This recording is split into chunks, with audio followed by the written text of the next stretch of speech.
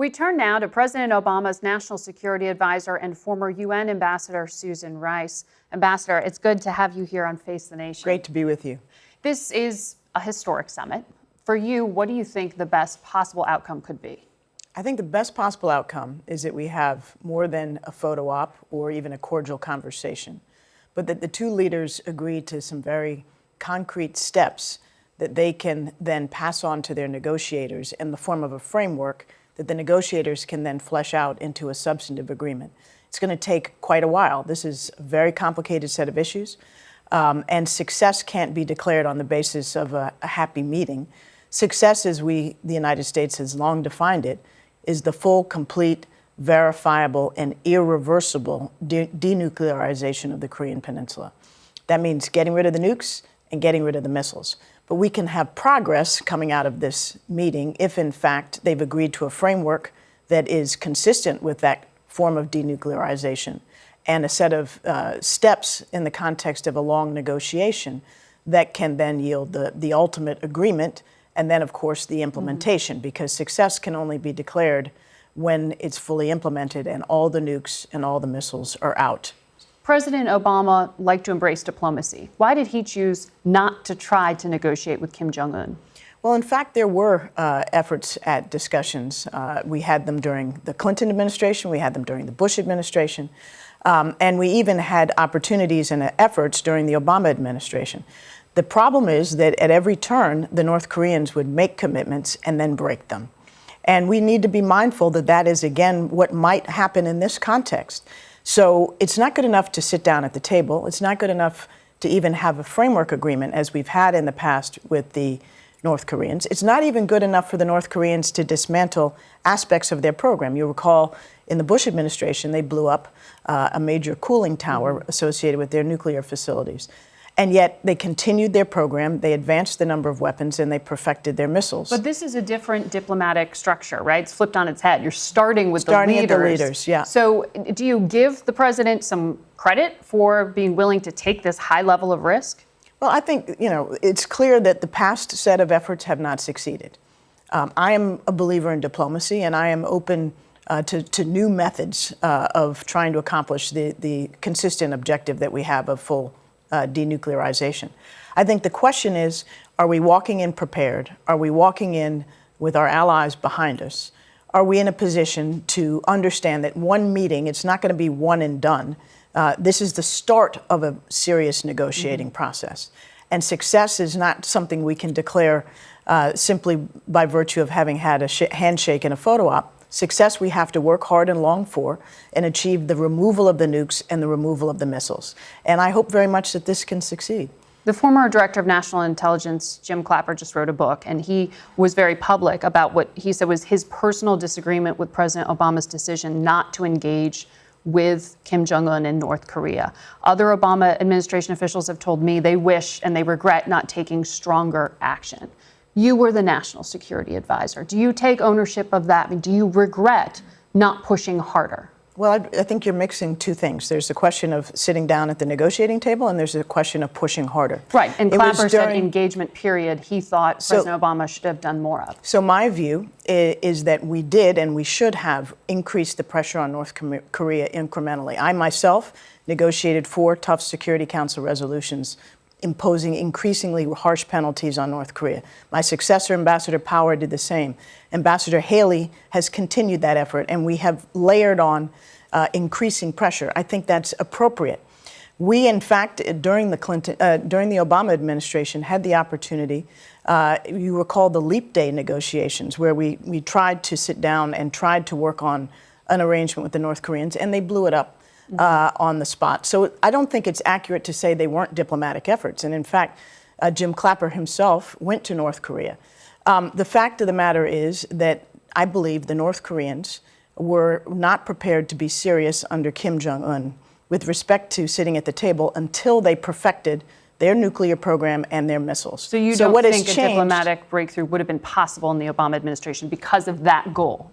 I think that the critical thing from the North Korean point of view was to be able to come to the negotiating table when they did come, with having demonstrated to the world that their nuclear capacity and their missile capacity has been perfected. And that's, in fact, what Kim Jong-un said. Now, a meeting between heads of state has been what the North Korean leaders have wanted for decades. So this itself, the fact of the meeting, is a win for the North Koreans. The question is, can we convert this summit into the beginning of a process that can yield the goal that we all have long sought? And I hope very much that this can be the beginning of a process. But we have to go in with our eyes wide open. We have to know that history is not on our side in terms of the North Koreans' willingness to adhere to what they commit to. And we have to be mindful of the fact that this can't be a one and done kind of prospect. There will be no victory that we can claim legitimately coming out of a single meeting. The question is, can we get into a negotiating process that is concrete, tangible, and that results ultimately in not only an agreement to remove the nukes and the missiles, but the actual implementation of that. You've been outspoken about Russia of late, and I want to ask you about something very specific here that President Trump just said. He is calling for Russia to be readmitted into the G8, which, of course, was pushed out of during the Obama administration because of their intervention in Ukraine, Their seizing invasion Crimea. of Ukraine And their annexation of Crimea. Yes.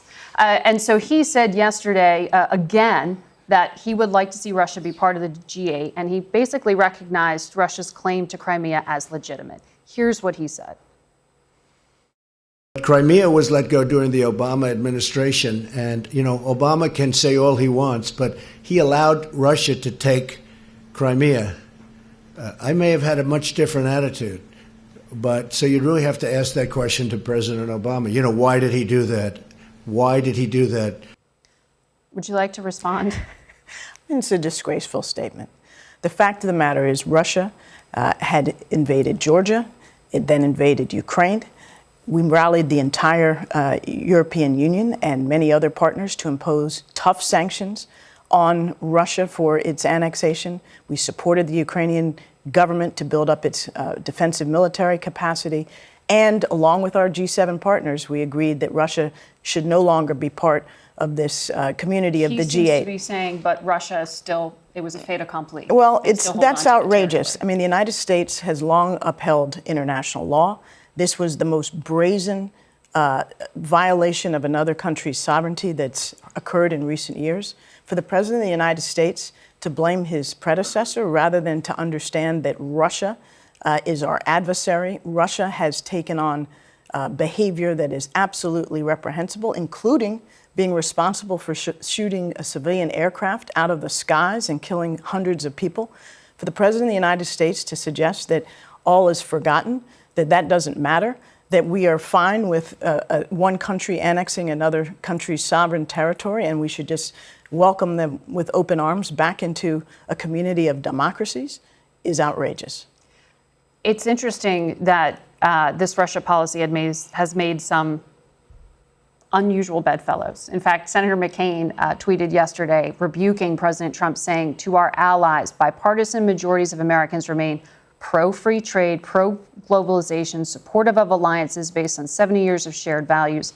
Americans stand with you, even if our president doesn't." He's commenting on what he was upset with the president's rhetoric at the G7. Are you surprised to find yourself in agreement with Senator McCain? No, there have been other occasions when I've agreed with Senator McCain and occasions when I've disagreed, but he is absolutely right.